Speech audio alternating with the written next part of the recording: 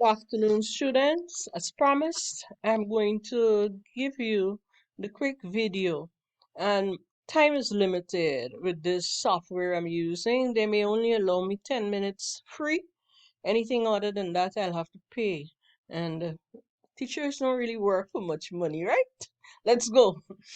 Um, the focus is on canoes, and maybe the canoe fits into the setting and the environment. Man and his environment. Sometimes you see it described as man as nature. The text begins on a symbolic note. This is how we cut down them canoes. So the poem makes significant reference to canoes, and therefore we should take note and try to unpack the meanings associated with canoes. Canoes are the equivalent of trees, and in this respect, it's probably an extended metaphor. So in the text, you'll find extended metaphors of canoes and also called central metaphors. Moving on, there are variations to this understanding of canoes. There is a particular imagery, a particular symbolism associated with it. And then there's another literary device at work in the poetry. It's called metonymy. So if you go through this, it's going to help you. And a good place to begin is the first peoples and how they made dugout canoes. And the making of a canoe is probably a creative project, but it solves practical problems. And so, man finds a means of staying afloat on rivers and seas by using his canoe. He uses it for transportation.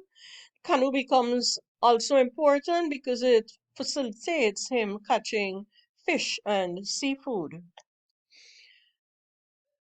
Walcott was once asked about his use of the term canoe, and in an interview, I have the textbook where the interview is recorded in another slide. But in the interview, he explains, he says, if I put an outboard motor on that canoe, it does not lose its elegance. He says, I brought it up to the immediacy of the 20th century today. Well, that's when he was alive. Now we're in a different century altogether. And so we're talking about a canoe that is outrigged, outfitted, a powerful engine. And what it does, it helps the fishing industry. And this is taken from textbook by DeLaughry et al., 2005. Another question he answers, he's asked, but really, isn't human activity always affecting environment, depleting environment, or resulting in some kind of death? So how do we find a balance? He said, look at the fisherman. It is the thing from which he makes his living.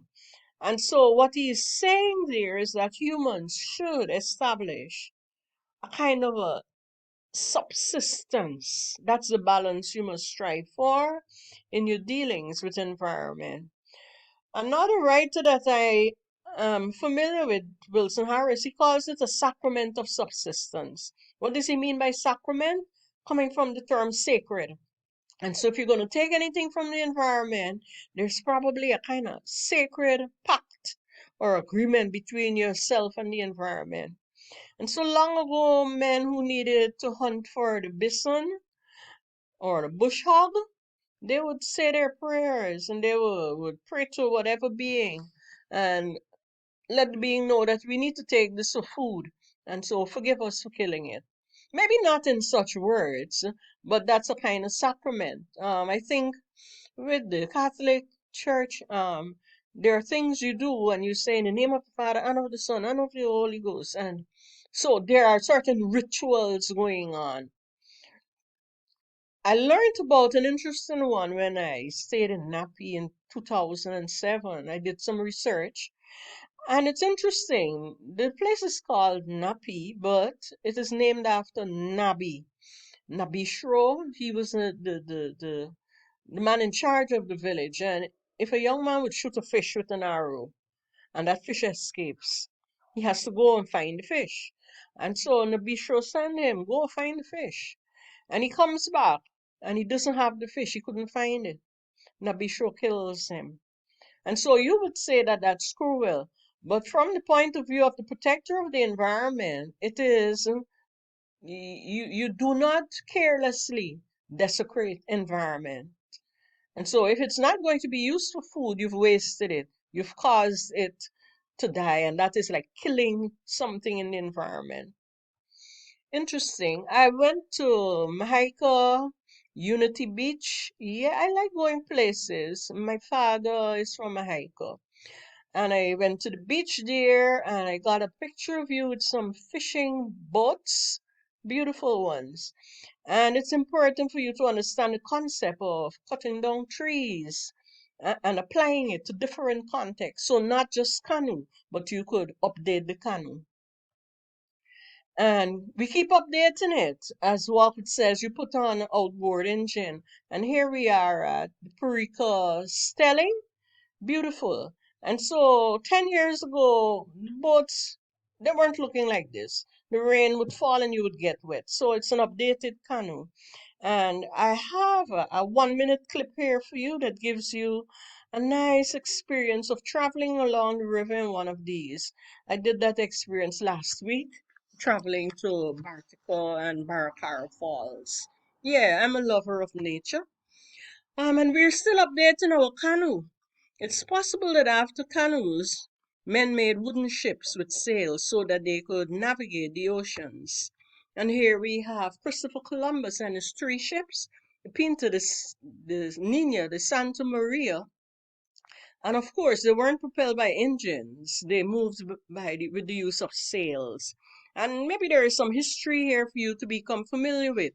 Walcott alludes to all of these vessels when he says canoes. Um, and here I have the text for you, Caribbean Literature and Environment. So if you go on Google and search, you'll find it. And that's the name of the essay. I've taken out that page for you. And yes, someone said to us, pointed out this morning that yes, you update the canoe and you're going to get the ferry that we go to Purica and take if we want to go to Essequibo. So I kept an image here for you. And yeah, now it's a steamship. And maybe some of them are cruise ships. You want to go cruising in the islands for a week? And yeah, maybe that's one of my dreams. I'm not sure how it's going to materialize as yet. As a matter of fact, I did it before, but I did it on one of those sailboats, the Yankee Clipper, and I sailed for an entire week. Quite beautiful experience. But I want to go on one of these large ones.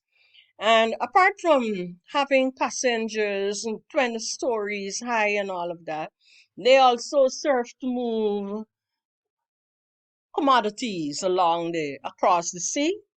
And so another version of the updated canoe. And now I'll just help you with some of the meanings associated. Some are metaphoric, some are metonymic. Canoe becomes equivalent to simple living. And hold that. That's in the past. It's taking you back to the past.